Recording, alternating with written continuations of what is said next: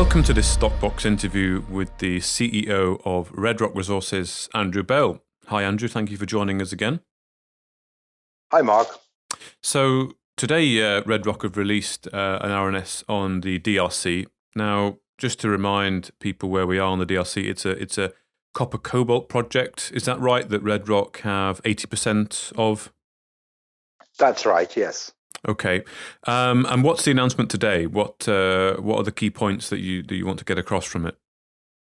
Well, of course, like a lot of countries, the DRC has introduced legislation in the last few years whereby you're meant to give preference to or give a certain amount of work to local contractors.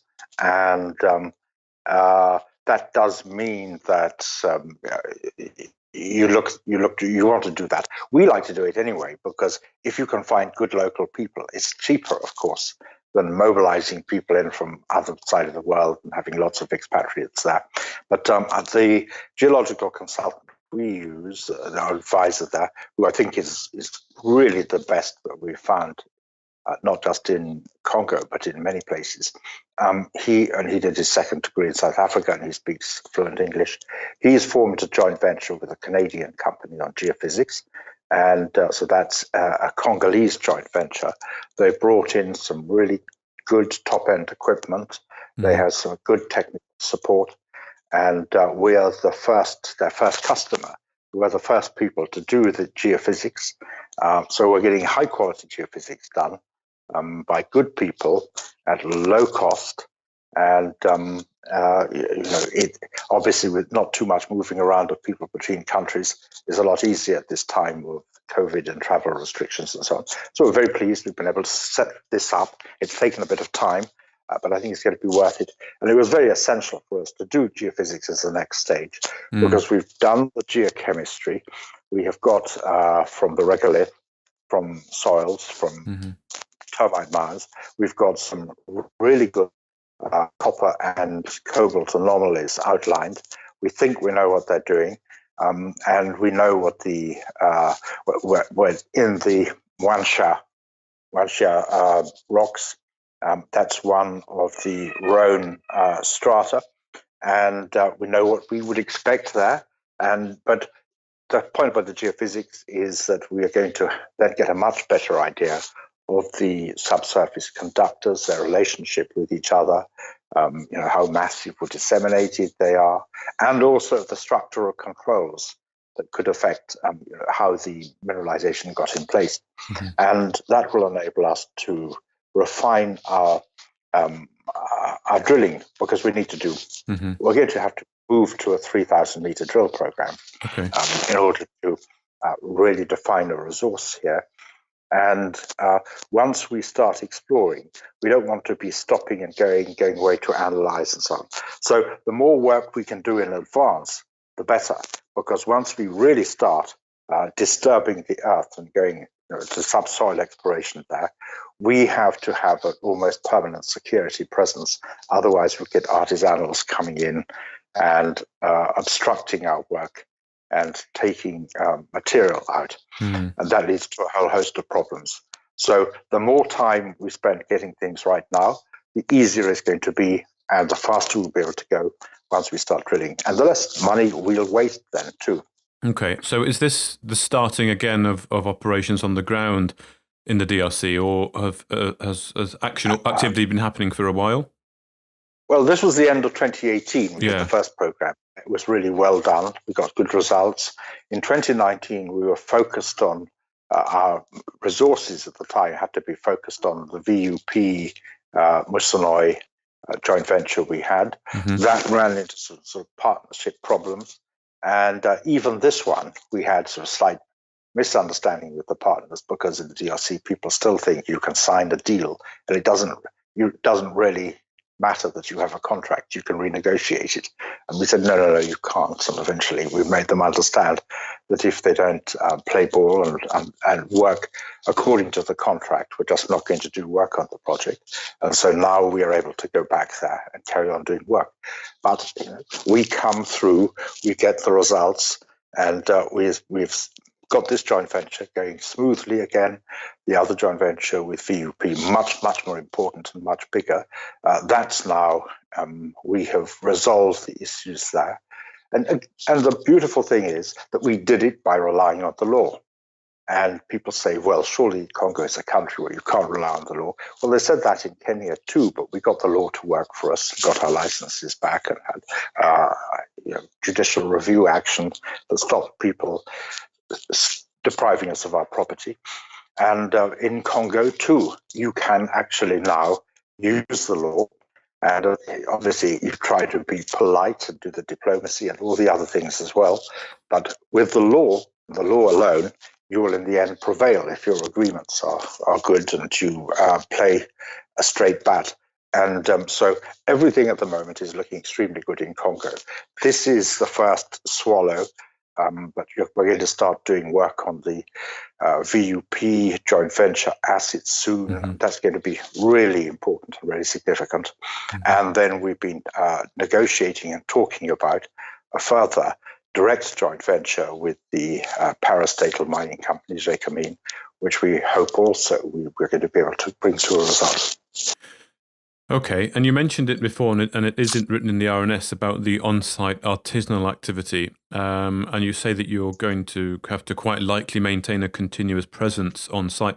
So is that a problem? Should we be worried about the artisanals? No, it isn't. In Kenya, where we were exploring, in our area of highest grade, because we had to go off the site for 5 years, a small township developed in an area where when we did put in our drills, there was a shepherd's hut on the sides of a hill. I know because I was there. And we sent various letters with covering shot, satellite images year by year to the ministry saying, look, this is what's happening, move these people off and so on and so on. But until we had the license restored, we couldn't do much about it. Congo, people there are aware that by getting copper and cobalt, because it's so exceptionally rich, you can put it in sacks and make money by selling it to Chinese middlemen and so on, and it's that kind of artisanal activity that has led to all the talk about child labor. It isn't, in fact, naturally, it's not the big companies employing child labor. It's the child labor, the small-scale activity by families and things that is getting the minerals and then selling it to middlemen, and eventually it gets into the system. Now, it doesn't, of course, get into the system in the West because we have all the controls to stop big companies like Mercedes is not going to end up with cobalt in its engines.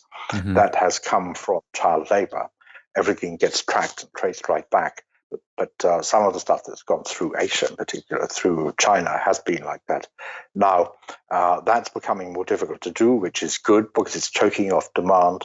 On the other hand, the only way you choke off supply is by having peaceful conditions and by having security on your site so that people can't actually come on and do it.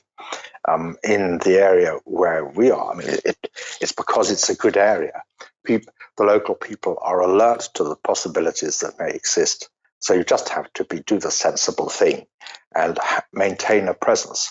But it's the same thing with anything. If you have a house and you leave it with no one living in it and no security for too long, there are many parts of England you wouldn't want to do that. Now, of course, you talk about this program will enable you to optimize subsequent drill targeting. So what is the end goal of this, Andrew? And when do you sort of hope to be able to plan some drills and indeed get them turning? We've got to do the geophysics first, because you want to have, I was talking to a very prominent geologist yesterday who set up one of the main international consultants. And he said he always liked to have two different techniques coming to bear on the same prospect, not just to rely on one.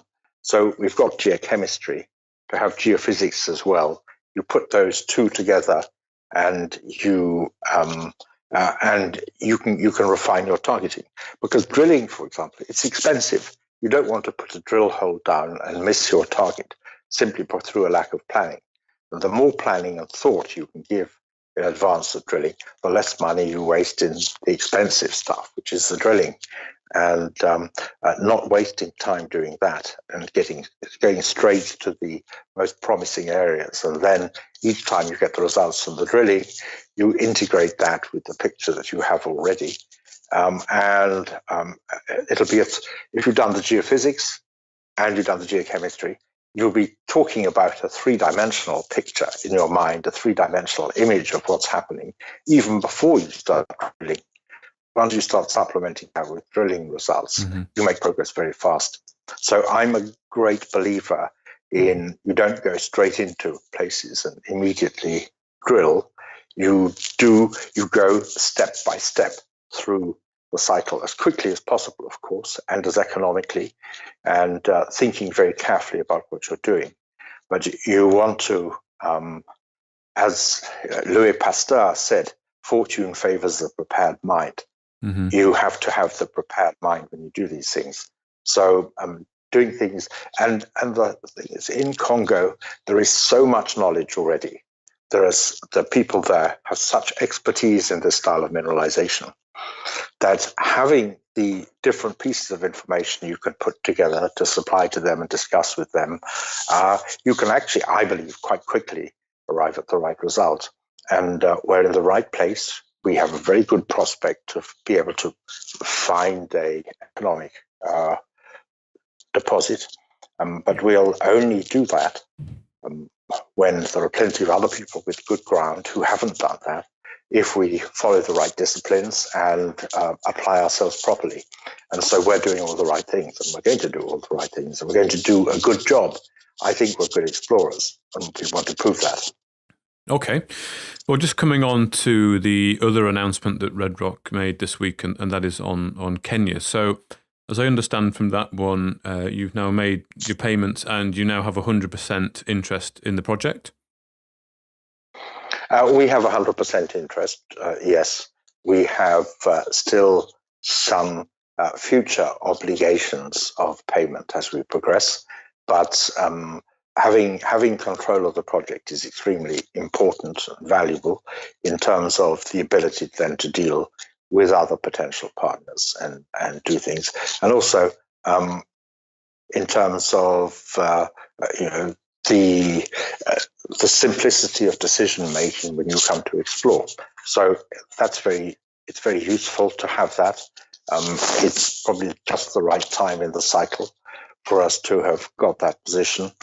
And what we now have to do is to build on the resource that we have there, because we've been out of the conflict, out of the fray for the last 5 years.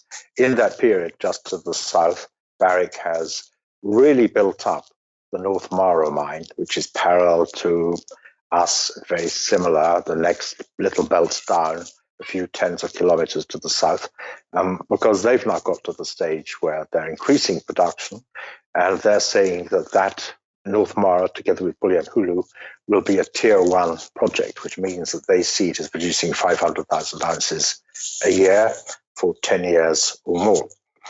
To our north, Shanta have taken over the project that they had in Kenya, that Barrick had in Kenya. And that deal was, I think, done at a time when they were looking negatively at Kenya compared with other things. I think now that the gold price has gone up and all the things that have happened this year, if they were looking at it again, they probably wouldn't be selling. But Shanta has already said, well, look, they came out very recently. They said we've got the ability, and scoping study indicates, to produce 90,000 ounces a year for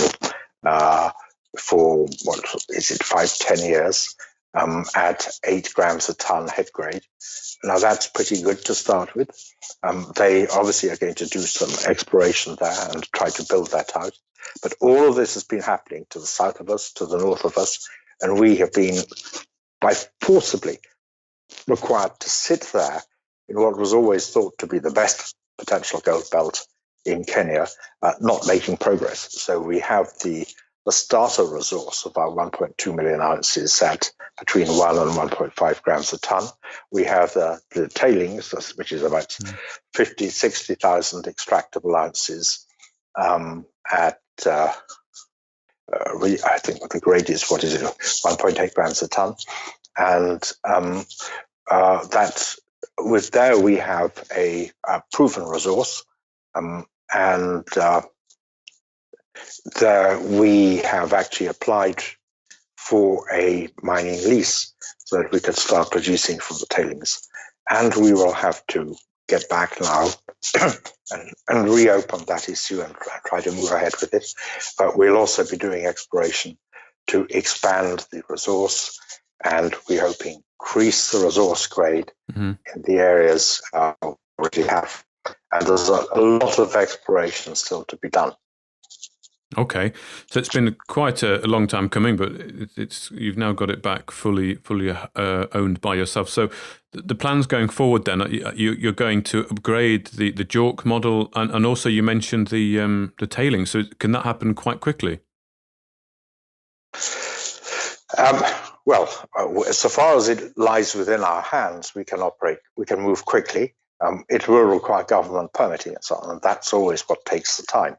But we went through the process of the environmental studies and everything before we put in the original application, which was just before we ran into these problems where we had to go to law. So we had been through, if you're going to do an environmental report, you want to be studying everything for more than a year so that you see what happens in every season. We've done all of that. We've done our reporting. We put in a sort of feasibility. Everything now needs to be revisited because the gold price has changed, costs have changed, and we're living in a world which is several years on. But we're going to look at this again, and we're going to try to get back up to speed.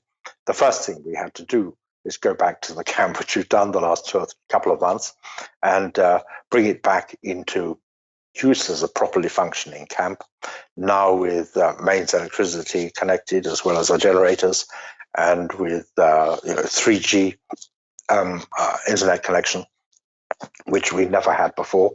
And so we've got the vehicles, we've got the core sheds, we've got the accommodation, we've got everything ready, and we're starting to stock the place with the most important thing, which is geologists who are actually going to do the work. So yeah, we've made fairly rapid progress. In the period since we got the licenses back. Of course, it would have been quicker if we hadn't had the inhibition of this virus stopping people moving around freely. But I think we've made good progress. And so we've got that moving. We've got Congo moving. We've proved that we can actually make things progress rapidly, even at times when international travel is so seriously inhibited as it is at the moment. And from here, things are going to pick up its speed. There's going to be more announcements. And from early in the new year, it will pick up pace again further. So we're in a period of transformation. Okay. Well, Andrew Bell, the CEO of Red Rock Resources, thank you very much. Thank you. Thank you for listening to this Stockbox interview. For more information, interviews and videos, visit our website at stockboxmedia.com or give us a follow on Twitter by searching @StockboxMedia.